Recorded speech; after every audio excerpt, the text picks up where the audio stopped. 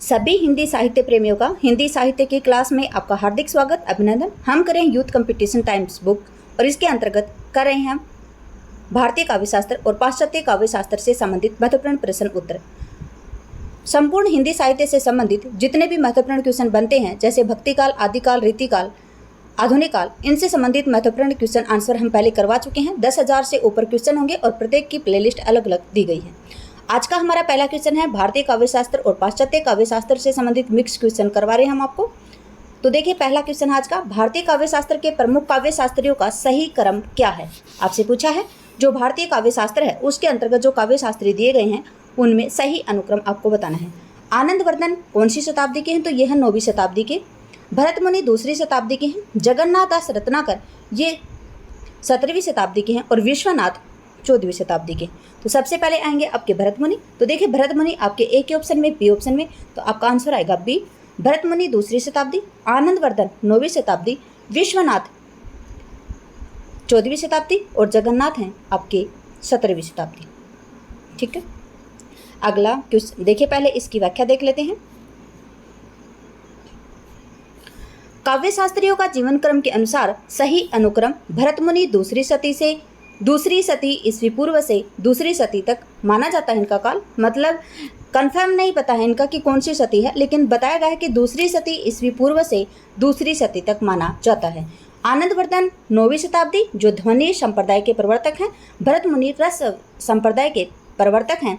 विश्वनाथ जिन्होंने साहित्य दर्पण लिखा था और जगन्नाथ दास रत्नाकर ये 17वीं शताब्दी। और आपको ये भी पता होना चाहिए कि जो जगन्नाथ दास रत्नाकर हैं ये रीतिकाल के अंतिम कवि माने जाते हैं। अगला क्वेश्चन है, निम्नलिखित सिद्धांतों को उनके विचारकों के साथ आपको सुमेलित करना है। देखिए जो निम्नलिखित सिद्धांत दिए गए हैं आपको, ये सिद्धांत हैं और विचारकों के साथ कि किस विचारक ने कौन सा सिद्धांत दिया था।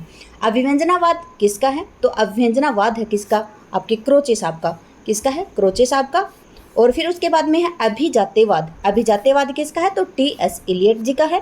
अस्तित्ववाद किसका है, तो अस्तित्ववाद है वो सार्त्र का है। किसका है, सार्त्र का है। विखंडनवाद किसका है, तो ये है जोक देरिदा का। किसका है, देरिदा का। तो यहाँ पे आएगा आपका। उसके बाद में दिए गए हैं मैथ्यू अर्नोल्ड, और मैथ्यू अर्नोल्ड का कौन सा है, नव अभिजात्यवाद। कौन सा है, मैथ्यू अर्नोल्ड का नव अभिजात्यवाद। इसकी व्याख्या देख लेते हैं, पहले इसके आंसर लगा देते हैं। तो इसका आंसर आएगा 4, 1, 2 और 3। तो 4, 1, 2 और 3 आपके डी ऑप्शन में है। आगे देखते हैं इसकी व्याख्या। अभिव्यंजनावाद क्रोचे साहब का है और इनका जन्म 1866 में। देखिए इनका जो क्रोचे साहब हैं, इलियट साहब हैं, सार्त्र साहब हैं, जाक देरिदा, मैथ्यू अर्नोल्ड, इनका आपको जन्म वर्ष भी पूछा जा सकता है। क्रम लगाओ में ये क्वेश्चन आते हैं तो आप याद रखेंगे। क्रोचे 1866 किस प्रकार से याद रखेंगे, तो देखिए को के कै के ऊपर ओ की मात्रा है, च के ऊपर ए की मात्रा, तो इसमें ये 2 मात्राएं हैं। तो आप याद रखेंगे कि 66 66 आएगा इसमें डबल मात्रा के हिसाब से। तो देखिए 1866। अभिजात्यवाद है ये किसका है, टी.एस. इलियट का। अभिजात्यवाद टी.एस. इलियट का ये है 1888। इसमें इलियट में मैं 8, 8, 8 लगा बना सकती हूँ। किस प्रकार से, देखिए ल है लास्ट में, देखिए ल, य और ट। ल है, य है और क्या है, ट है। तो देखिए ट को बनाए इसको 8, फिर इसको बनाए ऐसे 8 और इसको ऐसे बना दें 8। तो ट्रिपल ऐड से आपको याद रहेगा। अगर आप ये ल, यह टैसे नहीं याद तो आपको मतलब इलियट को देखकर आपको ऐसे ध्यान में आएगा कि मैम ने हमें बताया था कि ट्रिपल ऐट, तो क्या आएगा 1888।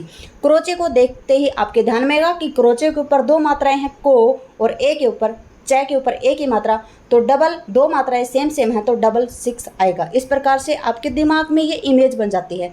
और बाकी ऐसे किसी स्टूडेंट्स को ये बकवास भी लगता होगा, लेकिन आप क्लास मतलब परीक्षा हॉल में बैठेंगे तो आपको याद आएगा और आप याद करेंगे, आपको बिल्कुल दिल में ये खुशी भी मिलेगी कि हमने याद किया है इसको। अगला है विखंड अस्तित्ववाद। अस्तित्ववाद सार्त्र का है। देखिए इनके जन्मकाल के बारे में कुछ पता नहीं है। फिर विखंडनवाद ये जोक देरिदा का है, और जोक देरिदा कब के हैं, सन 1930 के हैं। याद रखेंगे जोक देरिदा कब के हैं, तो सन 1930 के हैं। और नव अभिजात्यवाद है ये किसका है, मैथ्यू अर्नोल्ड का है। ठीक है, अगला है कालक्रम के अनुसार निम्नलिखित आचार्यों का सही अनुक्रम आपको बताना है। तो देखिए भामह है, भामह का जो रचना थी वो बाद में हम देखेंगे किसमें, व्याख्या में। व्याख्या में दिया गया है वो सब कुछ। भामह कौन सी शताब्दी के हैं, ये याद रखेंगे आप, 6ठी शताब्दी के हैं। दंडी कौन सी शताब्दी के हैं, 7वीं शताब्दी के। आनंदवर्धन कौन सी शताब्दी के हैं, ये हैं 9वीं शताब्दी के। और अभिनव गुप्त हैं, ये आपके हैं 10वीं शताब्दी के। ठीक है, तो आपका ए ऑप्शन ही ये बिल्कुल ठीक मिलान है इसका कि भामह 6ठी शताब्दी, दंडी 7वीं शताब्दी, आनंदवर्धन 9वीं शताब्दी, अभिनव गुप्त 10वीं शताब्दी। ठीक है, तो यहाँ पे आपका आंसर दिया गया ए। कालक्रम के अनुसार आचार्यों का सही अनुक्रम इस प्रकार से। भामह जो काव्य अलंकार है 6ठी शताब्दी है। देखिए भामह है, इनकी रचना है काव्य अलंकार और समय है इनका 6ठी शताब्दी। दंडी की रचना है काव्यदर्श और इनका समय है 7वीं शताब्दी। आनंदवर्धन जी की रचना है ध्वन्यालोक और इनका समय है 9वीं शताब्दी। अभिनव गुप्त, इनकी रचना है ध्वन्यालोक लोचन, जो इन्होंने टीका लिखी थी और इनका समय है 10वीं शताब्दी का उत्तरार्ध। अगला क्वेश्चन है, निम्नलिखित अवधारणाओं के साथ उनके संस्थापकों को आपको मिलाना है।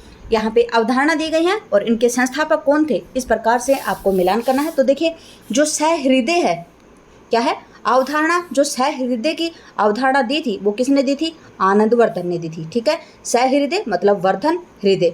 फिर उसके बाद में है साधारणीकरण। साधारणीकरण को आप सभी को पता होना चाहिए कि साधारणीकरण को सबसे पहले सर्वमान्य मत मानने वाले थे भट्ट नायक साहब। तो साधारणीकरण अवधारणा दी थी किसने, भट्ट नायक ने। यूजीसी नेट पेपर 3 में आया हुआ क्वेश्चन है, पेपर 2 में। उसके बाद में क्या है, मधुमती भूमिका। तो मधुमती भूमिका है, ये अवधारणा किसने दी थी, केशव प्रसाद मिश्र जी ने। उसके बाद में अर्थ का लय, और अर्थ का लय देने वाले थे कौन, जगदीश गुप्त जी। तो यहाँ पे आंसर आएगा आपका कौन सा, 2, 1, 4 और 3। 2, 1, 4 और 3 किस ऑप्शन में, हम देख लेते हैं। देखिए 2, 1, 4 और 3 आपके सी ऑप्शन में। देखिए यहाँ आपका आंसर आ रहा है ठीक। आगे देखते हैं इसकी व्याख्या। सहृदय अवधारणा देने वाले कौन थे, आनंदवर्धन। साधारणीकरण की अवधारणा देने वाले थे कौन, भट्ट नायक। मधुमती भूमिका की अवधारणा देने वाले कौन थे, केशव प्रसाद मिश्र। और अर्थ की लय इस अवधारणा के संस्थापक थे जगदीश गुप्त जी। अगला है, वक्रोक्ति संप्रदाय के विरोधी आचार्य कौन थे। देखिए वक्रोक्ति संप्रदाय को देने वाले कौन थे, आचार्य कुंतक। कौन थे, आचार्य कुंतक। आपसे पूछा है कि जो वक्रोक्ति संप्रदाय है उसके विरोधी आचार्य कौन थे, तो वक्रोक्ति सिद्धांत के या संप्रदाय के विरोधी आचार्य थे वैसे वक्रोक्ति और वैसे विश्वनाथ। ठीक है, कौन है, विश्वनाथ। तो याद रखेंगे आप आचार्य विश्वनाथ। ज़्यादातर हिंदी साहित्य के अंतर्गत जो आपके भारतीय काव्यशास्त्र हैं उसमें वैसे ज़्यादा आचार्य हैं नहीं, तो आप याद रख सकते हैं कि वक्रोक्ति संप्रदाय है उसका वैसे वक्रोक्ति, वैसे विरोधी और वैसे विश्वनाथ। ठीक है, और इसके प्रवर्तक पूछा जाए तो वो आएंगे आपके कुंतक। ठीक है, अगला इसकी व्याख्या देख लेते हैं। देखिए वक्रोक्ति संप्रदाय के विरोधी आचार्य विश्वनाथ हैं। देखिए वैसे वक्रोक्ति, वैसे विरोधी और वैसे विश्वनाथ। जबकि वक्रोक्ति संप्रदाय के जो प्रतिष्ठापक आचार्य हैं वो हैं आचार्य कुंतक। इनके सर्वप्रथम शास्त्रीय विवेचन भामह ने किया था। किसका, जो देखिए वक्रोक्ति संप्रदाय है इसका संपूर्ण रूप से प्रतिपादक किया था कुंतक साहब ने, लेकिन वक्रोक्ति को अलंकार मानने वाले सबसे पहले कौन थे, वक्रोक्ति को पहले मानने वाले थे भामह, और उन्होंने वक्रोक्ति नाम से अलंकार को माना था। लेकिन आचार्य कुंतक ने उस वक्रोक्ति अलंकार को अलग से ही संप्रदाय स्थापित कर दिया। ठीक है, काव्य हेतुओं में व्युत्पत्ति का सही अर्थ क्या है, परिश्रम, शब्द ज्ञान, लोक ज्ञान, प्रगाढ़ पांडित्य। आपसे पूछा गया कि काव्य हेतुओं में व्युत्पत्ति होती है उसका सही अर्थ क्या है, तो उसका अर्थ होता है शब्द ज्ञान। क्या होता है, शब्द ज्ञान। आपका आंसर आएगा बी। आगे देखते हैं इसकी व्याख्या। देखिए काव्य हेतुओं में व्युत्पत्ति है उसका सही अर्थ है शब्द ज्ञान। काव्य हेतुओं में प्रमुख रूप से 3 प्रकार की क्या पाए जाते हैं, काव्य हेतु पाए जाते हैं। ठीक है, कितने प्रकार के हैं, काव्य हेतु 3 प्रकार के। कौन कौन से, प्रतिभा, व्युत्पत्ति और अभ्यास। अगला क्वेश्चन है, वे दग्धा भंगी भणिति किसका सूत्र है। आपसे पूछा है वे दग्धा भंगी भणिति ये किसका सूत्र है, तो ये सूत्र है आपके कुंतक साहब का। किसका सूत्र है, कुंतक साहब का। कुंतक किसके आचार्य थे, तो ये वक्रोक्ति संप्रदाय के आचार्य थे। ठीक है, तो क्या आएगा यहाँ पे, वेदग्धा भंगी भणिति, इसका अर्थ आएगा कुंतक। किसका सूत्र है, कुंतक जी का है। यहाँ पे देखिए किसने क्या सूत्र दिया है, तो देखिए वेदग्धा भंगी भणिति ये कुंतक का सूत्र है, जबकि यहाँ पे जो 3 ऑप्शन दिए गए हैं उनके भी यहाँ पे सूत्र दिए गए हैं, देख लेते हैं। अदोषम निर्दोषम गुणवक्ता वयम अलंकार अलंकृति, ये भोजराज का सूत्र है। अगला है तस्य कवेः कर्म स्मृतम काव्यम, क्या है? तस्य कवे कर्म स्मृतम काव्यम, ये राजशेखर जी का सूत्र है। जबकि रमणीयार्थ प्रतिपादक है, शब्द है काव्यम, ये है जगन्नाथ जी का। ठीक है, क्या है? रमणीयार्थम प्रतिपादक शब्दम काव्यम, ये है जगन्नाथ जी का सूत्र। अगला है रस गंगाधर में पंडित राज जगन्नाथ ने किस बादशाह की प्रशंसा की है? यहाँ पे एक क्वेश्चन आपका यही बन गया है कि जो पंडित जगन्नाथ दास जी हैं, इनका ग्रंथ है रस गंगाधर। ठीक है, इसमें जो रस गंगाधर है, इसमें किस बादशाह की इन्होंने प्रशंसा की है? तो वो है शाहजहाँ। किसकी की है? शाहजहाँ की प्रशंसा की है इन्होंने। देखिए, पंडित राज जगन्नाथ शाहजहाँ के समकालीन थे। ठीक है, जो पंडित राज जगन्नाथ हैं, ये किसके समकालीन थे? शाहजहाँ के समकालीन थे। क्वेश्चन किसी प्रकार से भी घुमाया जा सकता है। जिस प्रकार से आपसे पूछा जाता है कि कबीर के समकालीन कौन थे, तो सिकंदर थे। इस प्रकार से आपसे ये भी पूछा जा सकता है कि जो पंडित राज जगन्नाथ हैं, ये किसके समकालीन थे? ये शाहजहाँ के समकालीन थे। इन्हीं के दरबार में ये रहते थे। इन्हें पंडित राज की उपाधि शाहजहाँ ने भी दी थी। अब आपसे ये भी पूछा जा सकता है कि जगन्नाथ हैं, उनको पंडित राज की उपाधि किसने दी थी? तो ये दी थी शाहजहाँ ने। रस गंगाधर में पंडित राज ने अपने जो आश्रयदाता शाहजहाँ हैं, उनकी प्रशंसा की है। ठीक, काव्य अलंकार किसकी रचना है? आपसे पूछा गया है कि काव्य अलंकार है किसकी रचना है, तो ये है भामह की रचना। क्योंकि जो अलंकार संप्रदाय के प्रवर्तक कौन है? आचार्य भामह। कौन सी शताब्दी? तो 6वीं शताब्दी। ठीक है, इस प्रकार से आप याद रखेंगे। तो काव्य अलंकार किसकी रचना है? तो ये है भामह की। आगे देखते हैं इसकी व्याख्या। देखिए, काव्य अलंकार किसकी रचना है? भामह की रचना है। काव्य अलंकार भामह 6वीं शताब्दी का मध्यकाल है इनका। काव्य मीमांसा किसका है? तो मामा कैसा होना चाहिए? राजा जैसा। तो राजा राजशेखर है। और 9वीं शताब्दी उत्तरार्ध है। काव्य दर्श दंडी 7वीं शताब्दी उत्तरार्ध है। श्रृंगार तिलक रुद्र भट्ट 10वीं शताब्दी है। क्या है? जो श्रृंगार तिलक है, ये किसका है? रुद्र भट्ट का है, और ये 10वीं शताब्दी है। नाटक को पंचम वेद किसने कहा है? तो देखिए, जो नाटक है उसको पंचम वेद कहने वाले हैं भरत मुनि। कौन है? नाटक को पंचम वेद कहने वाले कौन है? तो स्वयं भरत मुनि है। इन्होंने अपने नाट्य शास्त्र में पंचम वेद कहा किसको? नाटक को। आचार्य भरत मुनि ने अपने ग्रंथ नाट्य शास्त्र में नाटक को पंचम वेद की संज्ञा दी है। जबकि धनंजय ने 10 रूपक नाम का एक ग्रंथ की रचना की। भट्ट नायक ने सर्वप्रथम साधारणीकरण की अवधारणा दी थी। ठीक है, अगला क्वेश्चन है काव्य अलंकार संग्रह में के रचनाकार कौन है? आपसे पूछा है जो काव्य अलंकार संग्रह है उसके रचनाकार कौन है? तो उसके रचनाकार हैं उद्भट। काव्य अलंकार ग्रंथ किसका था? वो भामह का था। यहाँ पे दिया गया काव्य अलंकार संग्रह, ये किसका है? उद्भट का है। देखिए, काव्य अलंकार संग्रह के रचनाकार कौन है? उद्भट है। काव्य अलंकार संग्रह 9वीं शताब्दी पूर्वार्ध उद्भट जी का है। काव्य अलंकार किसका है? 6वीं शताब्दी मध्यकाल भामह जी का है। काव्यदर्श 7वीं शताब्दी उत्तरार्ध दंडी जी का है। काव्य अलंकार सूत्रवृत्ति ये किसका है? 8वीं 9वीं शताब्दी वामन का है। ठीक है, और वामन का संप्रदाय कौन सा? प्रीति संप्रदाय। भामह का संप्रदाय अलंकार संप्रदाय। आचार्य कुंतक ने काव्यशास्त्र में किस संप्रदाय का प्रवर्तक माने जाते हैं? देखिए, जो आचार्य कुंतक है, काफी बार बता दिया, कुंतक का है वक्रोक्ति सिद्धांत। औचित्य किसका है? क्षेमेंद्र साहब का। ध्वनि किसका है? आनंद वर्धन का। रीति किसका है? तो ये वामन जी का है। देखिए, आचार्य कुंतक काव्यशास्त्र में वक्रोक्ति संप्रदाय के प्रवर्तक माने जाते हैं। कुंतक की प्रसिद्ध कृति है वक्रोक्ति जीवितम। रस भरत मुनि जी प्रवर्तक हैं रस संप्रदाय के। अलंकार संप्रदाय के भामह हैं। औचित्य संप्रदाय के क्षेमेंद्र हैं। ध्वनि संप्रदाय के आनंदवर्धन है। रीति संप्रदाय के वामन साहब हैं। अगला क्वेश्चन है एकांकी में अन्विति अथवा संकलन त्रय के अंतर्गत काल स्थान के साथ किसके निर्वाह की गणना की जाती है? तो वो कौन है? आपसे पूछा गया है कि जो एकांकी में अन्विति होती है या अन्विति अथवा जो संकलन त्रय होता है उसके अंतर्गत काल स्थान इसके साथ किसका निर्वाह किया जाता है? देखिए, आपको याद होना चाहिए कि एकांकी में जो अन्विति होती है या संकलन त्रय होता है वो 3 होते हैं। कौन कौन से? पहला काल, दूसरा स्थान, उसके साथ में तीसरा कौन सा होता है? तो तीसरा होता है कार्य। कौन होता है? काल, स्थान और कार्य। संकलन त्रय में क्या आता है? एकांकी में जो अन्विति होती है या संकलन त्रय होता है उसमें 3 आते हैं। तीन का निर्वाह होता है। किस किस का? काल, स्थान और कार्य का। ठीक है, किसका? काल, स्थान और कार्य का। यहाँ पे कौन आएंगे? कार्य का। देखिए, भरतमुनि के अनुसार नाट्य शास्त्र में संकलन त्रय का उल्लेख इस प्रकार से है। इनके अंतर्गत काल, स्थान और कार्य या वस्तु की गणना की जाती है। कार्य को क्या बताया जाता है? यहाँ पे अगर वस्तु आता तो भी आप लगाते इस पे। फिर उसके बाद में क्या? जबकि 1 नंबर बीज, दूसरा बिंदु, तीसरा पताका, चौथा प्रहरी, 5 कार्य, ये 5 क्या हैं? अर्थ प्रकृतियाँ हैं। आपसे पूछा जा सकता है कि एकांकी और नाटक में अर्थ प्रकृतियाँ कितनी होती हैं? तो 5। कौन कौन सी होती हैं? बीज, कौन कौन सी होती हैं? बीज, बिंदु, पताका, परकरी और कार्य। आपसे पूछा जाए कि अन्विति या संकलन त्रय कौन कौन से होते हैं? तो वो होते हैं काल, स्थान, कार्य। और कार्य को क्या कहा जाता है? कार्य को वस्तु भी कहा जाता है। यहाँ पे कार्य या वस्तु भी आ सकता है और आपका आ सकता है कौन सा? काल और स्थान। अगला क्वेश्चन, शब्द में जहाँ मूल अर्थ नहीं बल्कि उसका व्यंग्यार्थ अभिप्रेत होता है, वहाँ पर कौन से शब्द शक्ति होती है? देखिए, बहुत ही सीधा सिंपल आंसर दिया गया है इसमें।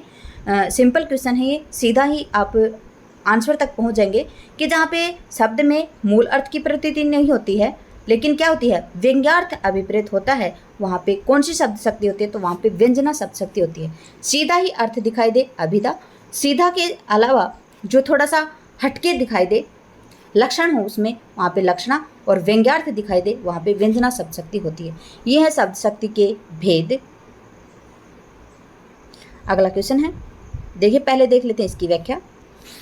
जहाँ शब्द में जहाँ मूल अर्थ नहीं बल्कि उसका व्यंग्यार्थ अभिप्रेत होता हो, वहाँ पे व्यंजना शब्द शक्ति होती है। शब्द में जहाँ मूल अर्थ या मुख्यार्थ होता है, वहाँ पे अभिधा शब्द शक्ति, जिसे वाचक कहा जाता है। जब मुख्यार्थ बाधित होता है या लक्ष्यार्थ आए, वहाँ पे लक्षणा, लक्ष्य या लक्षार्थ होता है। और जहाँ पर मुख्यार्थ व लक्ष्यार्थ दोनों ही बाधित हो जाएं, व्यंग्यार्थ अभिष्ट होता है, वहाँ पे व्यंजना, व्यंजक और व्यंग्यार्थ होता है। अगला क्वेश्चन है, काव्य दोष की परिभाषा इनमें से सबसे पहले किसने दी है? आपसे पूछा है कि काव्य दोष की सबसे पहले परिभाषा देने वाले कौन थे? तो काव्य दोष की सबसे पहले परिभाषा देने वाले थे आचार्य वामन। और वामन का कौन सा संप्रदाय था? तो वामन का था रीति संप्रदाय। ठीक है, तो सबसे पहले काव्य दोष को परिभाषा करने वाले कौन थे? वो थे आचार्य वामन। वामन ने काव्य दोष की सर्वप्रथम परिभाषा दी है और कहा, गुण विपर्यात मानो दोष है। क्या है?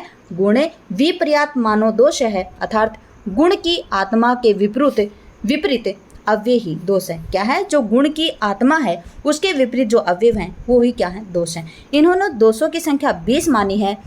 10 शब्द दोष होते हैं और 10 होते हैं अर्थ दोष। वामन ने काव्य दोष की संख्या कितनी मानी है? 20, जिसमें से 10 तो क्या उनसे होते हैं? शब्द दोष, और 10 होते हैं अर्थ दोष। दंडी ने क्या कहा काव्य दोष के बारे में?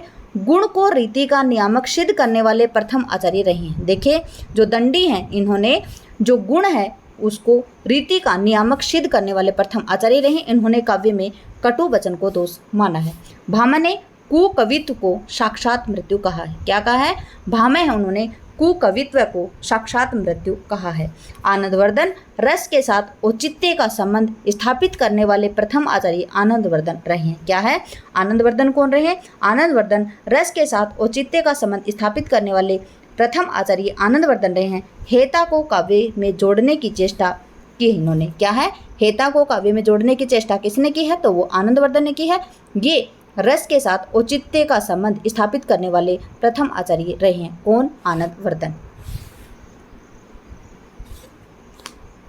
अगला है, रस निष्पत्ति के संदर्भ में भुक्तिवाद किस आचार्य का मत है? आपसे पूछा गया है कि रस निष्पत्ति है उसके संबंध में जो भुक्तिवाद है वो किस आचार्य का है? तो देखिए, जो भुक्तिवाद देने वाले कौन थे? वो थे भट्टनायक साहब। कौन थे? भट्टनायक साहब।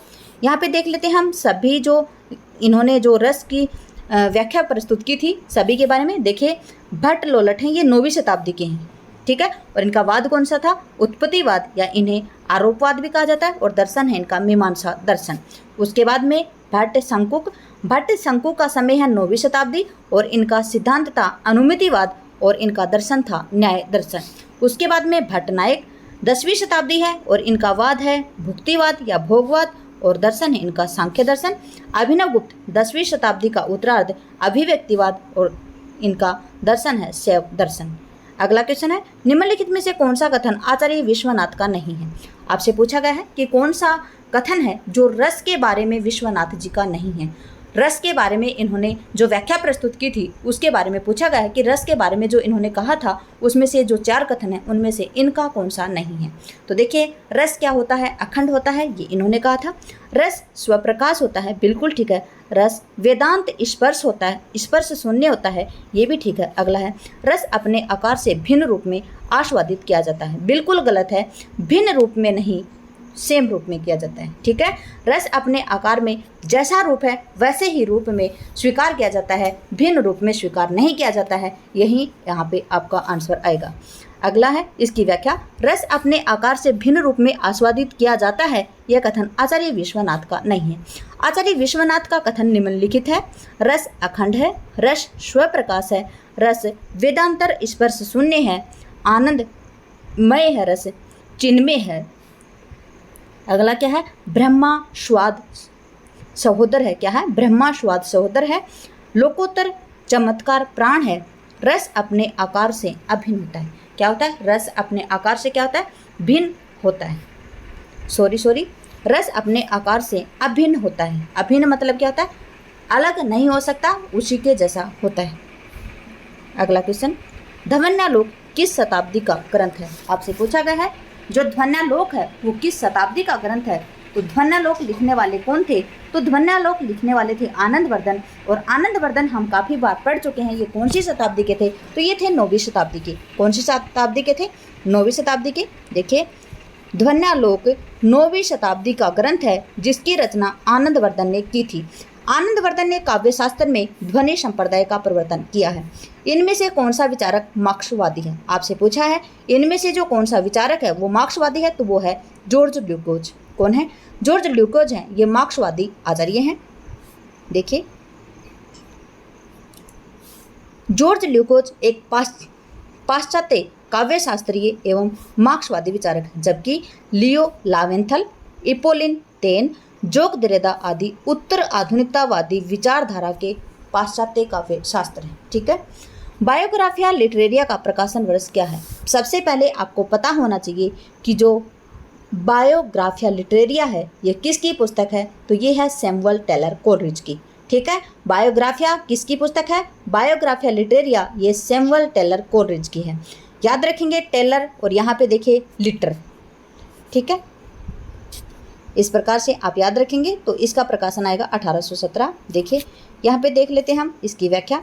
Biographia Literaria 1817 Samuel Taylor Coleridge 1772 से 1834 ईस्वी की रचना है।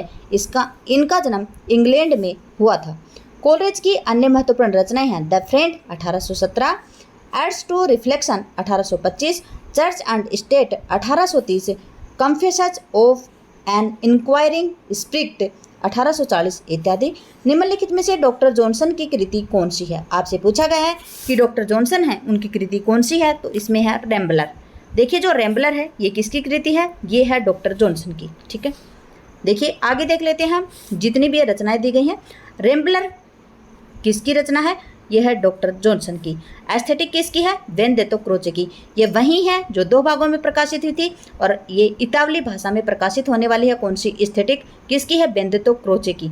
अगला है साइंस एंड पोइट्री, ये आई.ए. रिचर्ड्स की है, और इल्यूजन एंड रियलिटी ये कोडवेल की है। अगला क्वेश्चन है, निम्नलिखित में से कौन सा समीक्षक नई आलोचना से संबंधित नहीं है। आपसे पूछा है कि इनमें से कौन सा समीक्षक है जो नई आलोचना से संबंधित नहीं है, तो वो है रोला बार्थ। कौन है, रोला बार्थ। यहाँ पे आंसर आएगा आपका बी। रोला बार्थ नई आलोचना से संबंधित नहीं है, बल्कि यह उत्तर संरचनावाद अवधारणा से संबंधित है, जबकि स्पिनगान, क्लिंथ ब्रुक्स तथा जॉन क्रो रेनसम आलोचक नई आलोचना से संबंधित रहे हैं। महिम भट्ट द्वारा प्रतिपादित सिद्धांत कौन सा है। महिम भट्ट द्वारा प्रतिपादित सिद्धांत कौन सा है, तो वो है अनुमानवाद। कौन सा है, अनुमानवाद। महिम भट्ट का प्रतिपादित संप्रदाय कौन सा है या सिद्धांत कौन सा है, तो वो है अनुमानवाद। महिम भट्ट द्वारा प्रतिपादित सिद्धांत है अनुमानवाद, जबकि अभिव्यंजनावाद क्रोचे द्वारा संपादित है। चंपू के 2 भेद कौन कौन से होते हैं। देखिए, जो चंपू काव्य होता है उसके 2 भेद कौन कौन से होते हैं, वो होते हैं विरुद्ध और क्रमबद्ध। कौन से होते हैं, विरुद्ध और क्रमबद्ध। तो यहाँ पे विरुद्ध और क्रमबद्ध हैं डी ऑप्शन में। आगे देखते हैं इसकी व्याख्या। देखिए, गद्य व पद्य मिश्रित काव्य होता है वो क्या होता है? चंपू काव्य, जिसमें गद्य भी और पद्य भी हों। इस नवीन काव्य शैली की रचना आचार्य विश्वनाथ ने राज स्तुति के लिए किया था। किसके लिए किया था? राज स्तुति के लिए। इसके दो भाग होते हैं, कौन से? विरुद्ध और क्रमबद्ध। अगला क्वेश्चन, निम्नलिखित में से किस आचार्य ने अलंकार और अलंकार्य में भेद माना है? निम्नलिखित में से कौन सा आचार्य है जिसमें अलंकार और अलंकार्य में भेद माना है? वो आचार्य रामचंद्र शुक्ल जी। कौन है? आचार्य रामचंद्र शुक्ल जी।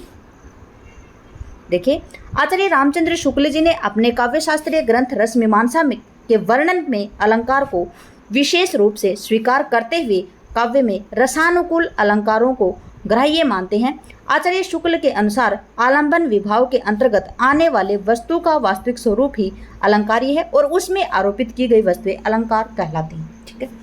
अगला क्वेश्चन है, काव्य संप्रदायों का सही विकास क्रम क्या होगा? देखिए, सबसे पहले कौन सा आएगा? यहाँ पे देखिए, रस ध्वनि। एक मिनट, रस संप्रदाय कौन सी शताब्दी का है? तो ये है आचार्य भरत मुनि का, दूसरी शताब्दी का। फिर ध्वनि किसका है? ये है 9वीं शताब्दी, आनंदवर्धन जी का। अलंकार भाम्य का 6ठी शताब्दी। रीति वामन का 8वीं शताब्दी। वक्रोक्ति 10वीं शताब्दी। औचित्य 11वीं शताब्दी। ठीक है। सबसे पहले क्या आएगा? रस। दूसरा आएगा अलंकार। तीसरा आएगा रीति। चौथा कौन सा आएगा? वक्रोक्ति। पांचवा कौन सा आएगा? ध्वनि। और छठा आएगा औचित्य। देखिए, ध्वनि 9वीं शताब्दी है, वक्रोक्ति 10वीं शताब्दी होनी चाहिए। यहाँ पे बी ऑप्शन दिया गया है आपका आंसर। देखिए, रस आचार्य भरत मुनि, अलंकार आचार्य भाम्य, रीति आचार्य वामन, वक्रोक्ति आचार्य कुंतक, ध्वनि आनंदवर्धन जी, औचित्य आचार्य क्षेमंद्र जी। काव्य के अर्थ वैज्ञानिक विवेचन का शुभारंभ किसने किया है? आपसे पूछा गया है कि जो काव्य में अर्थ वैज्ञानिक विवेचन है उसका शुभारंभ किसने किया है? तो वो किया है आचार्य वामन ने। वामन का कौन सा ग्रंथ है? संप्रदाय है, तो उनका है रीति। आचार्य वामन ने काव्य के अर्थ वैज्ञानिक विवेचन का शुभारंभ किया है। वामन रीति संप्रदाय के प्रवर्तक हैं। इनके द्वारा रचित ग्रंथ है काव्यालंकार सूत्र। रस को नाट्य तक सीमित रखने का सर्वप्रथम विरोध किसने किया है? रस को नाट्य तक सीमित रखने का सर्वप्रथम विरोध करने वाले कौन है? तो विरोध करने वाले आपके अभिनव गुप्त जी। कौन है? अभिनव गुप्त। अभिनव गुप्त ने रस को नाट्य तक सीमित रखने का विरोध करते हुए रस को व्यंजना का व्यापार कहा है। क्या है? अभिनव गुप्त है, उन्होंने रस को नाट्य तक सीमित रखने का विरोध करते हुए रस को व्यंजना का व्यापार कहा है। अभिनव गुप्त के अनुसार रस नाटक या काव्य रचना का तत्व या अंग नहीं है। अभिनव गुप्त के अनुसार क्या है? रस नाटक या काव्य रचना का तत्व या अंग नहीं है, अपितु वह संपूर्ण रचना में व्याप्त रहने वाला तत्व है। अभिनव गुप्त के अनुसार जिस प्रकार जगत शिव की इच्छा शक्ति की अभिव्यक्ति है, उसी प्रकार प्रेक्षक के मन में वासना रूप में अवस्थित स्थायी भाव निर्विघ्न अभिव्यक्ति क्या है? रस है। बहुत ही इम्पोर्टेंट और बहुत ही महत्वपूर्ण सुंदर कथन है इनका ये रस के बारे में। अगला क्वेश्चन है, विश्वनाथ के अतिरिक्त किस आचार्य ने साहित्य शब्द को अपने ग्रंथ नाम में प्रयुक्त किया है? विश्वनाथ ने लिखा था साहित्य दर्पण। इनके सिवा ऐसे कौन से आचार्य हैं जिन्होंने अपने ग्रंथ के नाम में साहित्य लिखा है? तो वो कौन है? रुय्यक। कौन है? रुय्यक। और इनका ग्रंथ कौन सा है? साहित्य मीमांसा। ठीक है। विश्वनाथ के अतिरिक्त रुय्यक ने साहित्य शब्द को अपने ग्रंथ में नाम में प्रयुक्त किया है। इनका समय था 12वीं शताब्दी और इनके ग्रंथ हैं अलंकार सर्वस्व और क्या है? साहित्य मीमांसा। ठीक है। समास की अधिकता ओज कहलाती है। ओज समास भूयस्त्वम, ये किसका कथन है? तो ये किसका कथन है? ये है आचार्य वामन का। ठीक है।